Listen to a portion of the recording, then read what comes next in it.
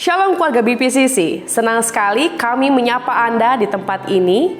Kami bersyukur kepada Tuhan bahwa kita semua masih tetap dalam keadaan sehat dan dalam pertolongan Tuhan yang dahsyat hari demi hari. Satu kebenaran firman Tuhan untuk mengawali ibadah kita pada hari ini. 1 Tawarik 16 ayat 23 sampai 29. Demikian firman Tuhan. Bernyanyilah bagi Tuhan hai segenap bumi. Kabarkanlah keselamatan yang daripadanya dari hari ke hari. Ceritakanlah kemuliaannya di antara bangsa-bangsa dan perbuatan-perbuatannya yang ajaib di antara segala suku bangsa.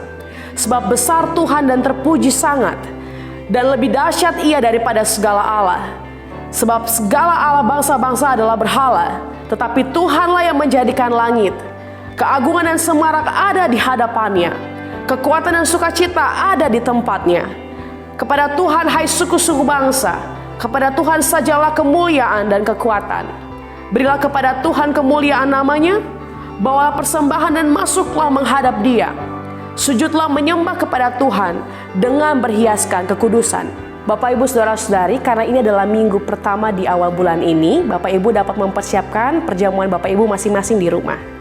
Doa kami untuk Anda semua pada hari ini, biar kita mempersiapkan diri dengan sebaik mungkin untuk kita menghormati hadirat Tuhan. Dan saat ini kita akan segera memulai ibadah kita. Mari kita berdoa. Kami mengucap syukur kepada Engkau Tuhan, karena kami tahu bahwa Engkaulah Tuhan yang berhiaskan kekudusan. Segala semesta ini memuji Engkau Tuhan, segala suku bangsa memuliakan Engkau yang besar. Pada hari ini dalam ibadah kami Tuhan Yesus, biar kami tetap menaruh hormat kami kepada Engkau. Karena hanya Engkaulah satu-satunya yang layak dipuji dan disembah pada pagi hari ini. Setiap ibadah yang akan kami lakukan dan kami mulai pada hari ini Tuhan, kami serahkan semuanya ke dalam campur tangan Tuhan. Nama-Mu yang dimuliakan dalam ibadah ini. Hanya di dalam nama Yesus kami sudah berdoa dan memulangkan ucapan syukur kami bagi Bapa yang ada di surga. Haleluya, amin. Selamat beribadah.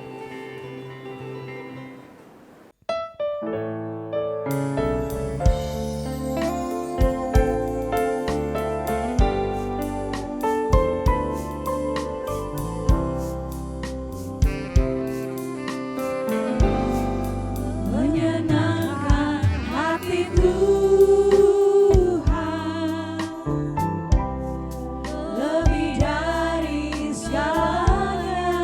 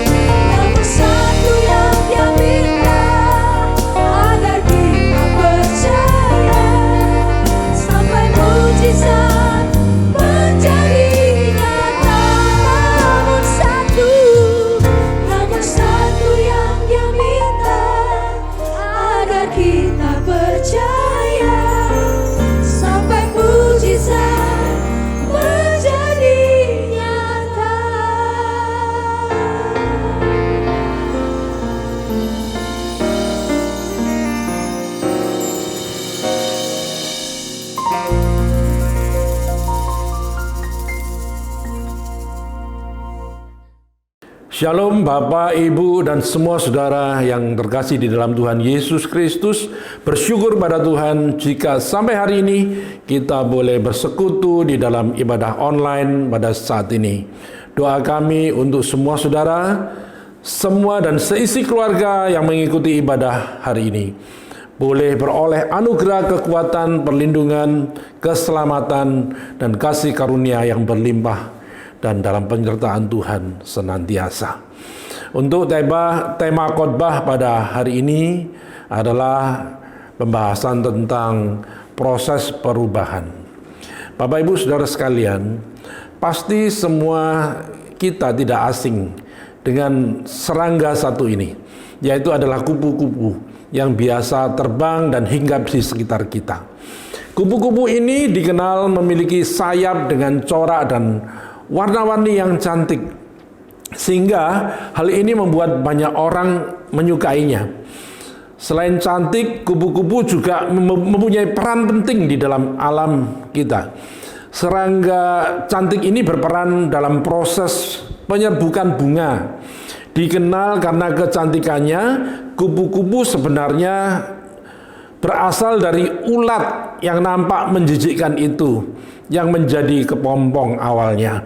Lalu kita melihat suatu proses bahwa kupu-kupu itu menjalani beberapa tahap dalam siklus hidupnya, yaitu mulai dari telur, larva atau berupa ulat yang belum dewasa yang baru keluar dari telurnya, dan ulat itu akhirnya berubah menjadi kepompong dan akhirnya bermetamorfosa menjadi kupu-kupu.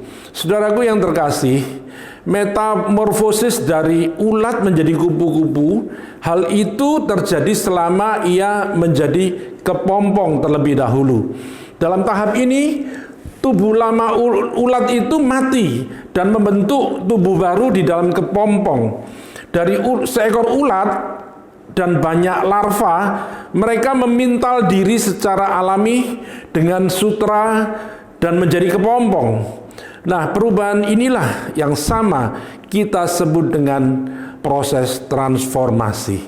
Bapak Ibu Saudara sekalian di dalam Tuhan, setiap makhluk pasti menjalani proses kehidupannya masing-masing.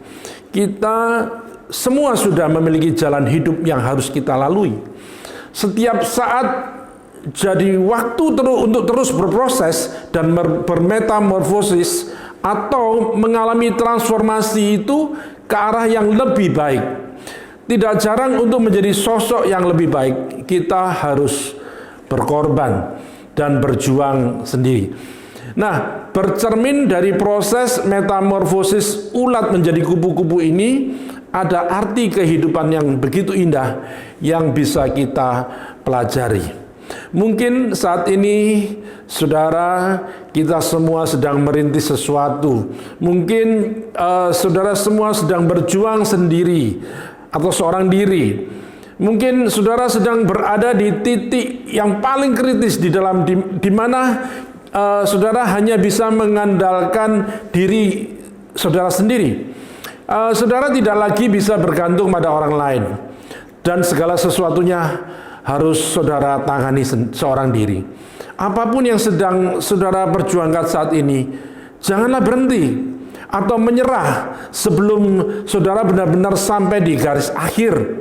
Sebelum jadi kupu-kupu yang cantik, saudara harus rela menjadi ulat dan kepompong dalam waktu yang mungkin tidak singkat, saudara.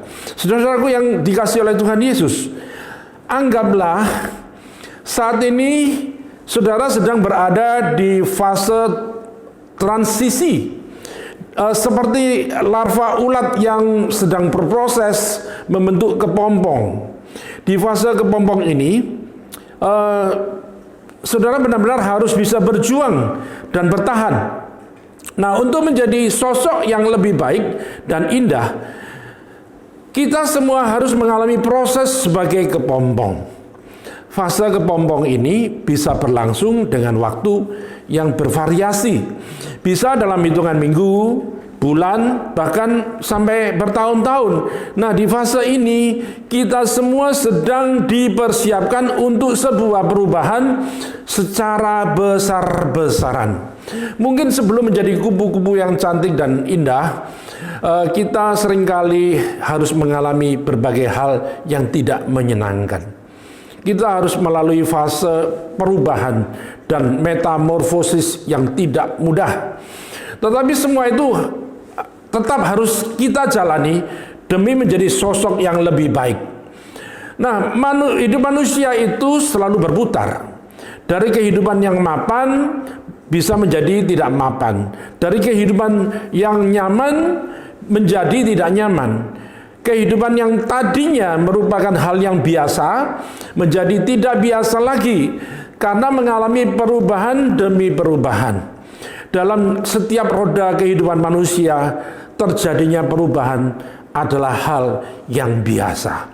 Saudara-saudaraku yang terkasih di dalam Tuhan, Rasul Paulus menjelaskan bahwa cara berpikir manusia pun harus berubah, terutama tentang keselamatan yang kita peroleh karena anugerah dan kasih karunia Tuhan Yesus Kristus. Saudara sekalian, kasih karunia Tuhan Yesus dan hubungan kita dengan Tuhanlah yang memampukan kita semua bisa merubah cara berpikir dan pola hidup kekristenan kita.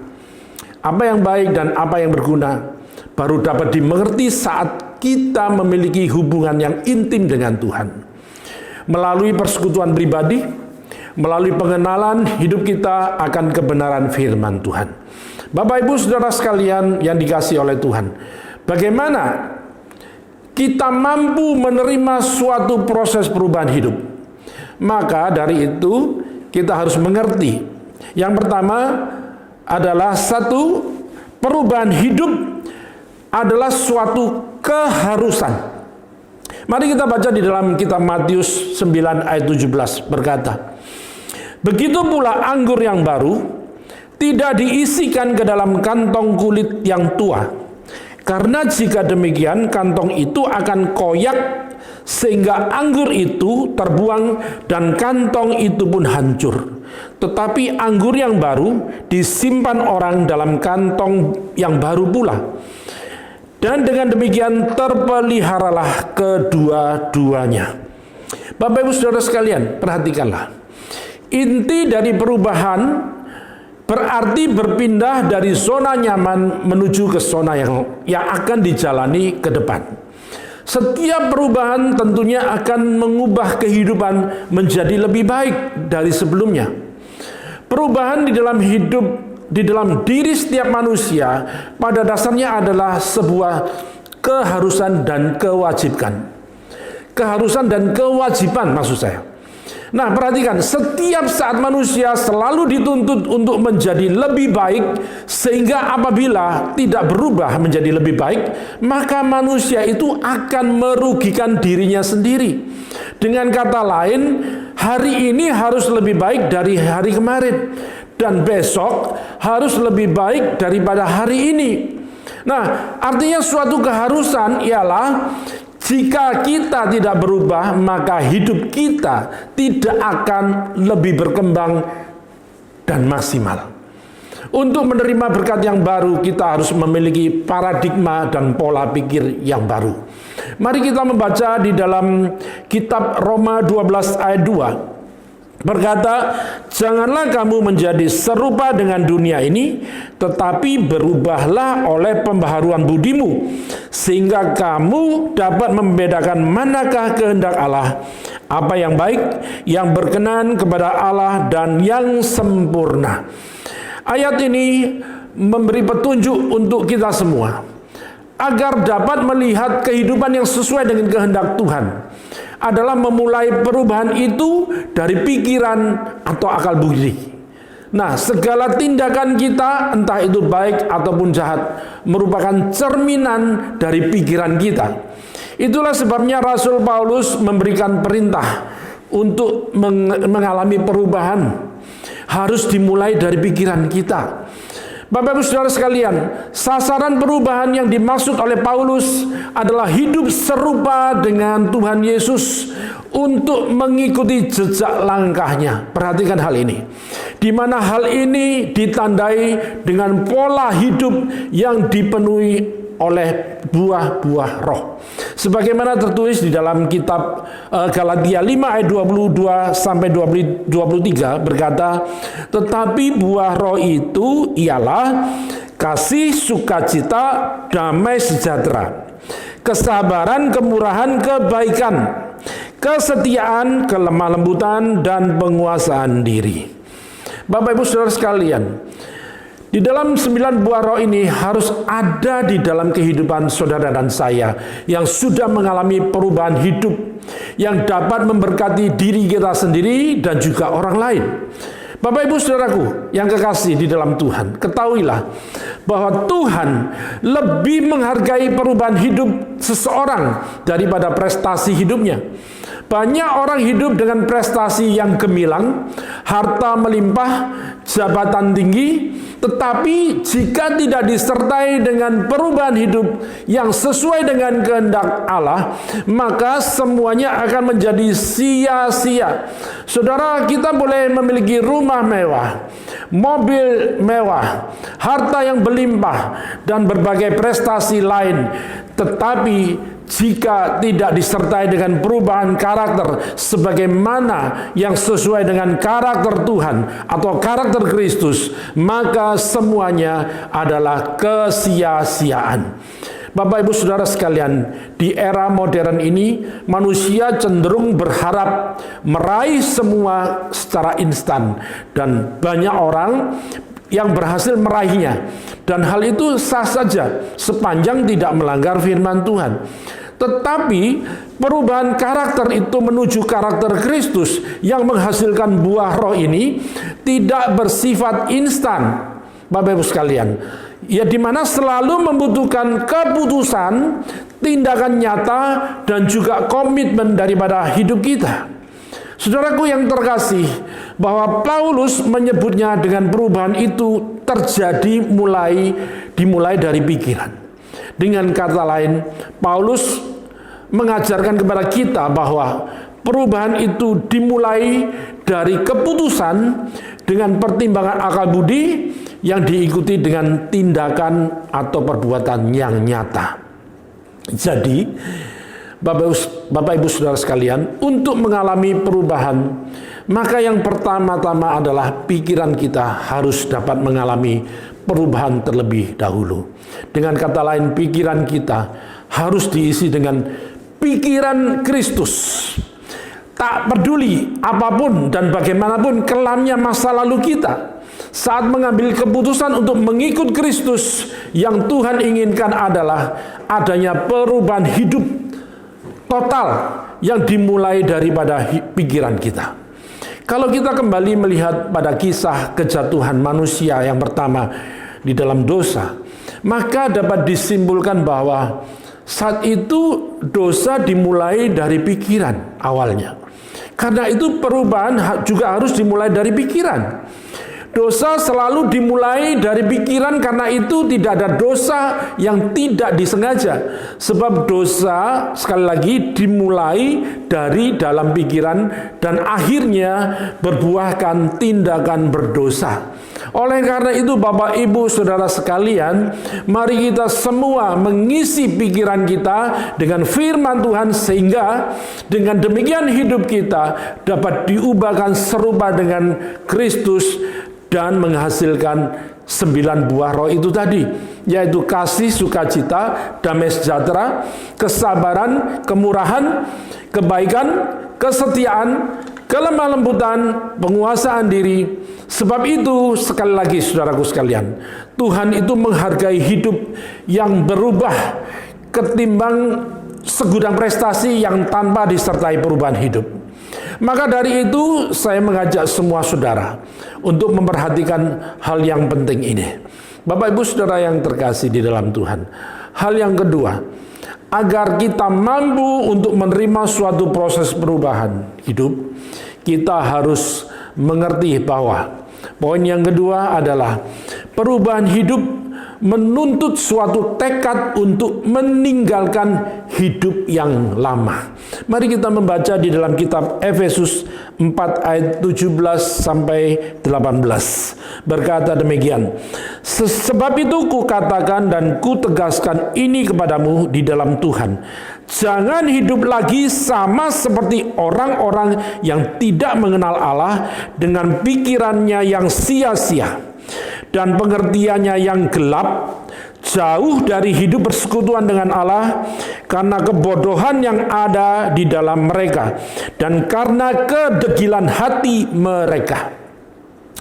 Dalam statusnya yang baru, orang Kristen atau orang percaya bukan lagi sebagai manusia lama, tetapi sebagai manusia baru yang sedang diperbaharui terus-menerus supaya menjadi semakin serupa dengan Kristus. Orang Kristen adalah manusia baru, tetapi belum sempurna.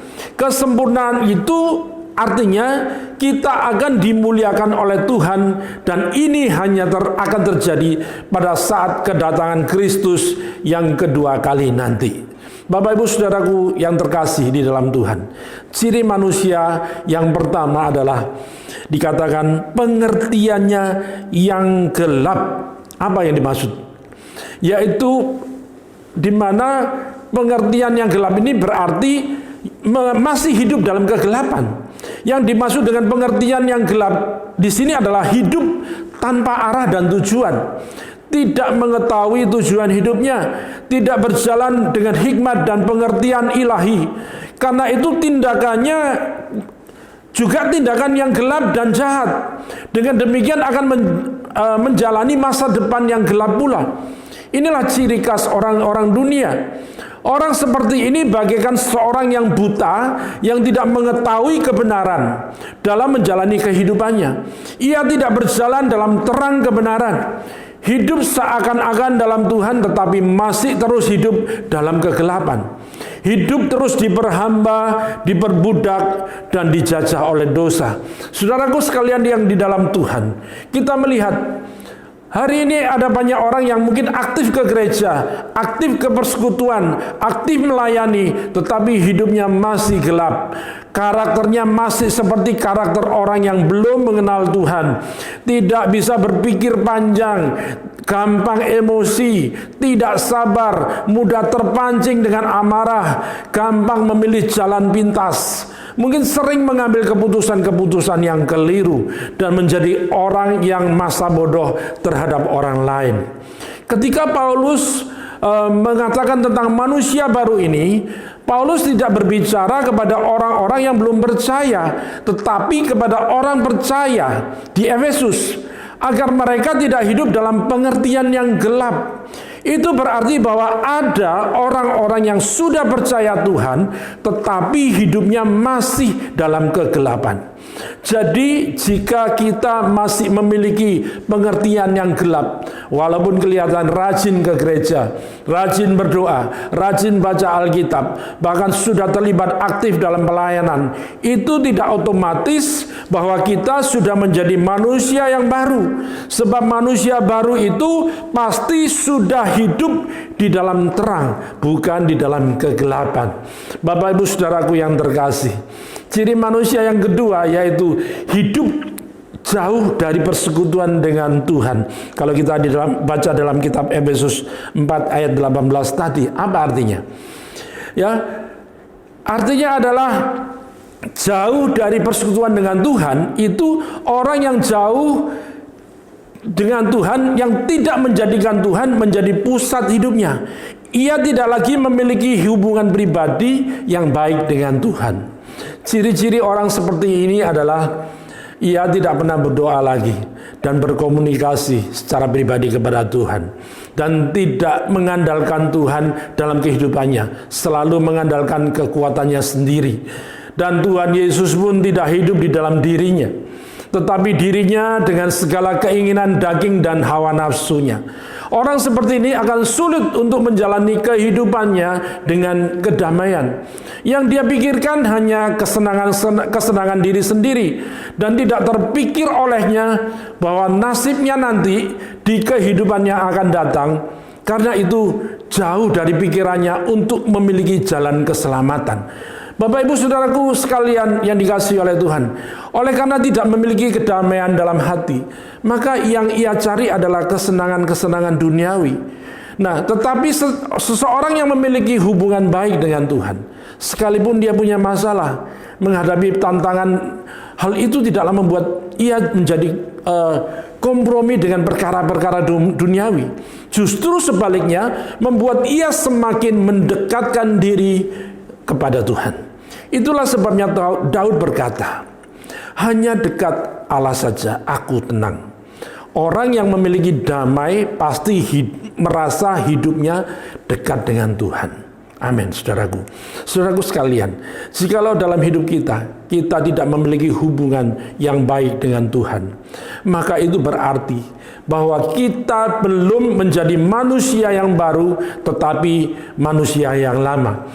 Orang yang telah hidup baru, ia akan selalu memiliki kerinduan untuk dekat dengan Tuhan. Jikalau ia tidak berbicara dengan Tuhan dalam sehari saja, maka ia merasa bahwa ada sesuatu yang hilang atau yang kurang. Bapak ibu sekalian, ciri manusia yang ketiga adalah bodoh dan degil. Ya, perhatikanlah firman Tuhan ini. Orang yang sudah mempunyai kehidupan yang baru, sudah dilahirkan baru, bukan lagi orang bodoh. Namun pengertian bodoh di sini juga jangan disalahartikan, jangan salah mengerti. Bodoh di sini adalah bodoh secara rohani, bukan bodoh secara matematis. Ini bukan menyangkut IQ kita yang jongkok atau tidak. Orang yang sangat pintar, ahli matematika, jago fisika, intelektual, bisa menjadi orang yang paling bodoh dalam hal pengenalan akan Tuhan. Karena mereka berkata, mana ada Tuhan? Tidak ada Tuhan. Dan akhirnya mereka menjadi ateis. Saudaraku sekalian, ketahuilah. Tetapi ketika orang itu dilahirkan baru, dia mempunyai kemampuan berpikir yang hebat dan memiliki kecerdasan rohani karena mampu menangkap dan mengerti siapa Tuhan dan apa yang menjadi kehendak Tuhan. Ini suatu kemampuan berpikir yang sudah diperbarui oleh Roh Tuhan dan diberi kemampuan dan kekuatan oleh Roh Kudus, sehingga ia tidak lagi menjadi bodoh untuk mengenal siapakah Allah Bapa semesta alam ini. Akhirnya, ketika dia tahu siapa Tuhan itu, orang yang hidup dalam status baru kalau melihat ke belakang adalah melihat kepahitan, melihat kebencian, melihat kejahatan dan juga kegelapan. Tetapi orang yang sudah mengalami kelahiran baru akan selalu berpacu ke depan untuk menjangkau pengharapan yang Tuhan sediakan.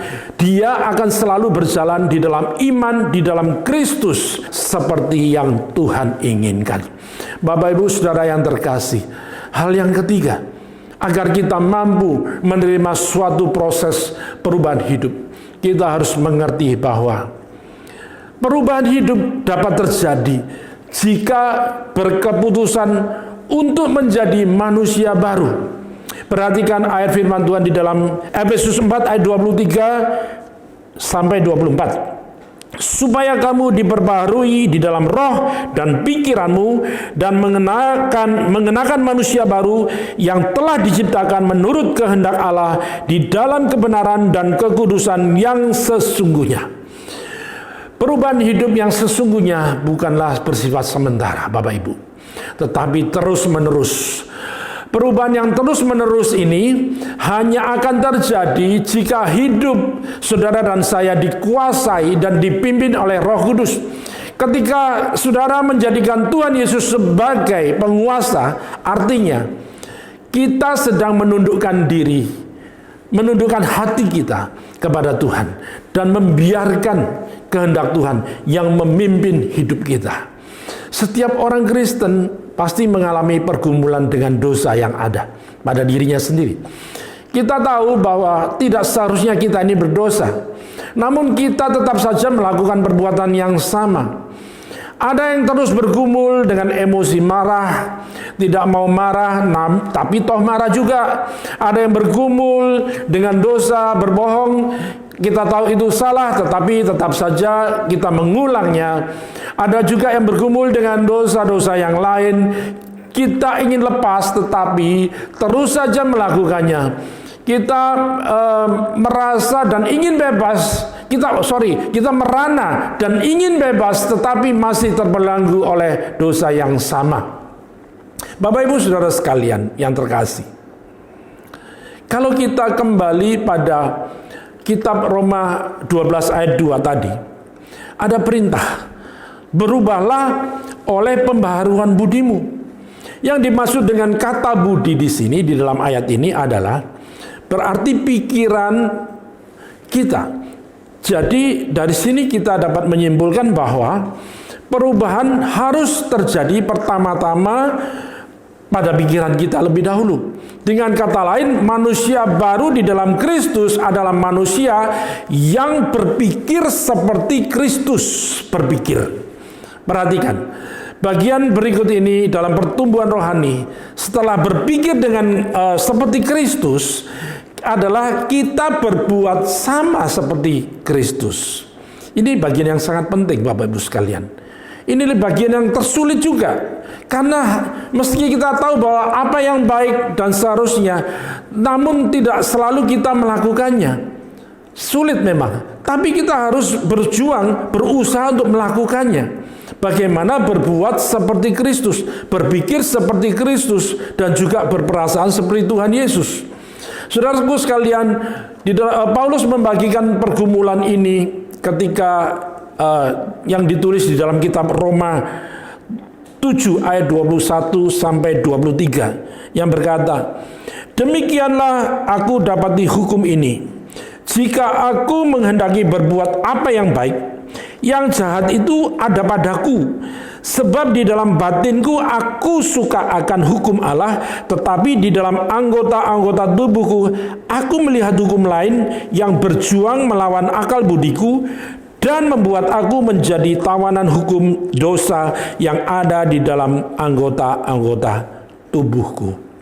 Bapak Ibu Saudaraku sekalian yang dikasihi oleh Tuhan, pada dasarnya pikiran dan perbuatan yang berdosa telah menjadi bagian hidup dan kepribadian kita.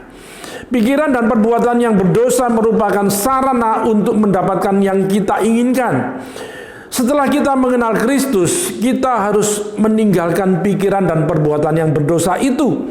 Oleh karena itu, Bapak Ibu sekalian, kita perlu menyeimbangkan kedua hal ini, yaitu di satu pihak kita adalah manusia baru dan dengan pola pikir yang baru, namun di pihak lain kita adalah manusia lama yang dalam proses pembaharuan. Marilah saudaraku sekalian, kita berjuang untuk mengalami proses pertumbuhan rohani yang sehat, di mana menuntut kesadaran terhadap pengertian kebenaran yang sudah Tuhan nyatakan melalui firman-Nya. Pada akhirnya, untuk bertumbuh, kita semua dituntut usaha untuk apa? Melawan manusia lama. Kendati memang tidak mudah, tapi kita harus tetap melawannya.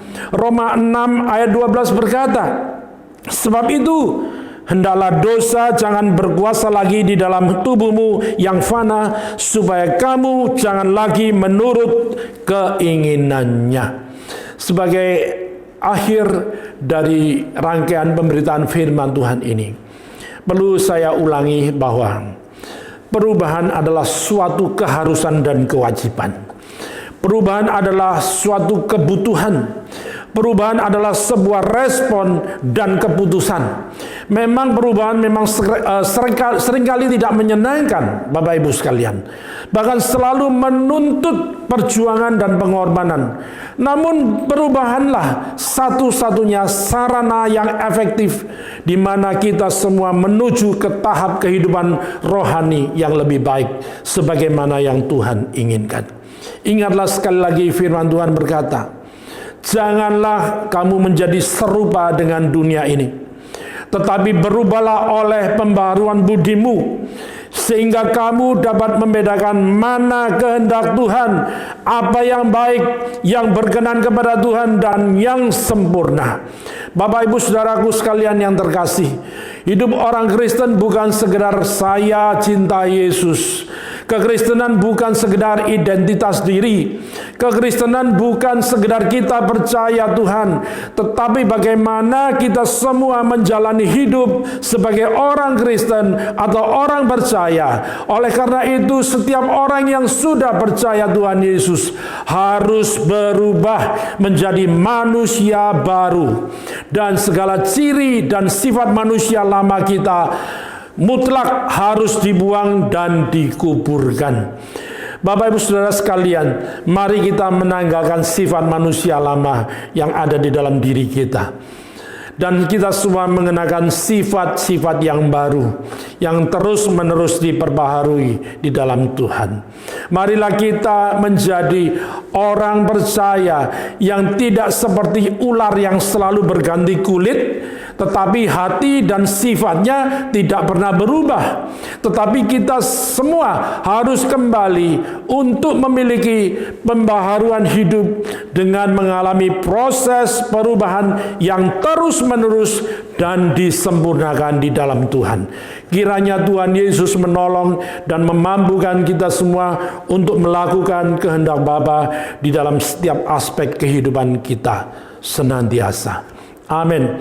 Tuhan Yesus memberkati kita semua. Kita berdoa.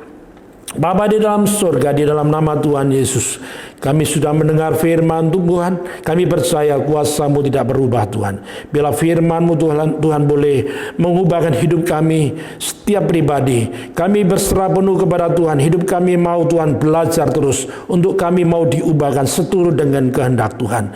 Terima kasih Tuhan, kami boleh mengerti, kami boleh memahami akan kehendak-Mu, dan kami mau melakukannya. Terima kasih Tuhan, berikan kami kekuatan baru setiap waktu, setiap saat kami dipimpin, dituntun oleh Roh-Mu Tuhan dan firman-Mu. Kami bersiap Tuhan, kami menyerahkan hidup kami sepenuhnya, dan kami berserah penuh kepada Tuhan untuk Tuhan melakukan perkara-perkara yang mulia dalam kehidupan ini. Terima kasih Tuhan, memberkati semua saudara dimanapun berada yang sudah mendengarkan firman ini.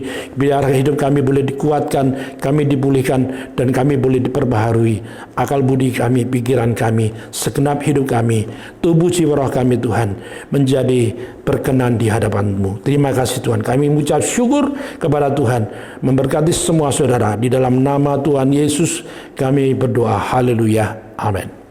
Mari Bapak Ibu sekalian, saudara-saudaraku yang di rumah, jikalau kita sudah mempersiapkan roti dan anggur, mari kita bersama-sama kita boleh mengambil bagian perjamuan kudus ini. Kiranya Tuhan sendiri boleh menolong kita semua. Mari saudara, kita boleh mengucap syukur atas kebaikan Tuhan, atas pengorbanan yang Tuhan Yesus lakukan bagi kita semua orang yang berdosa, atas kasih Tuhan yang begitu besar, yang menyerahkan nyawanya dan mati untuk saudara dan saya. Terima kasih Tuhan, kami bersyukur, berterima kasih kami boleh mengambil bagian dalam perjamuan kudus ini Tuhan. Engkau melayakkan kami, Tuhan memberikan kami perkenanan-Mu untuk kami boleh bersama-sama bersekutu mengambil bagian perjamuan kudus ini. Terima kasih Tuhan, mari kita mengangkat roti kita di hadapan Tuhan. Kami percaya melalui tubuh yang terkoyak, tubuh yang terpecah, tubuh yang menderita, dan tubuh yang hancur yang Tuhan lakukan, yang menyerahkan hidupnya untuk saudara dan saya, membuktikan bahwa kasih Tuhan Yesus begitu besar akan dunia ini, akan semua orang, sehingga orang yang percaya kepadanya Tuhan mengaruniakan kasih karunia keselamatan dalam kehidupannya. Terima kasih Tuhan, kami percaya Tuhan ketika kami mengambil bagian perjamuan kudus ini, kami boleh mengingat akan pengorbanan dan kasih Tuhan. Terima kasih Tuhan Yesus, sebab apa yang telah aku teruskan kepadamu telah aku terima dari Tuhan, yaitu bahwa Tuhan Yesus pada waktu ia diserahkan mengambil roti, dan sesudah itu ia mengucap syukur atasnya dan memecah-mecahkannya dan berkata, inilah tubuhku yang diserahkan bagi kamu. Perbuatlah ini menjadi peringatan aku. Terima kasih Tuhan. Mari kita bersama-sama kita dengan percaya di dalam nama Tuhan Yesus kita akan makan bersama.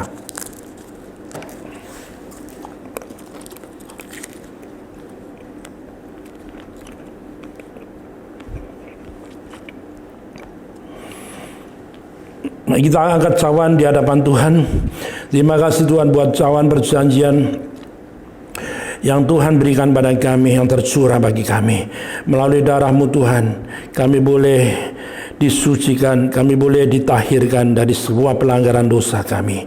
Melalui darah yang tercurah, kami boleh dipulihkan dan kami boleh mendapat perkenanan-Mu. Terima kasih Tuhan, kami bersyukur buat darah-Mu yang sudah menyucikan semua pelanggaran dosa kami.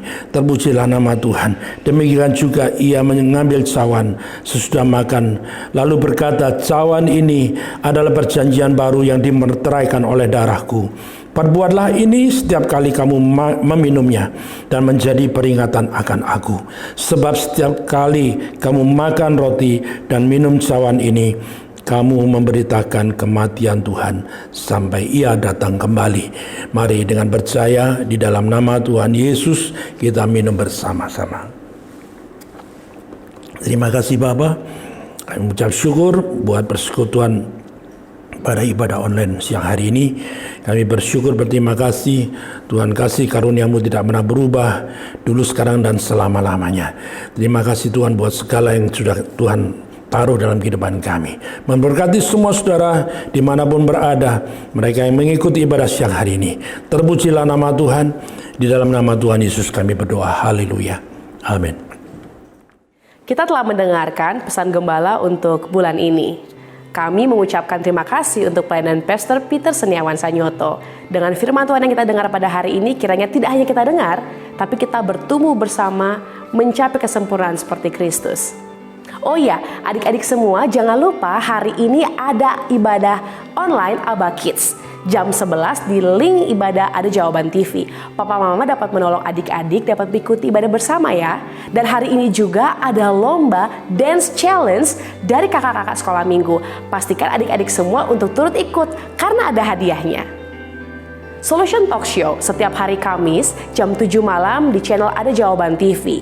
Mari Bapak Ibu semua dapat bergabung dalam channel ini karena Anda akan melihat bahwa banyak narasumber yang akan bercerita tentang kehidupan mereka yang menginspirasi banyak orang.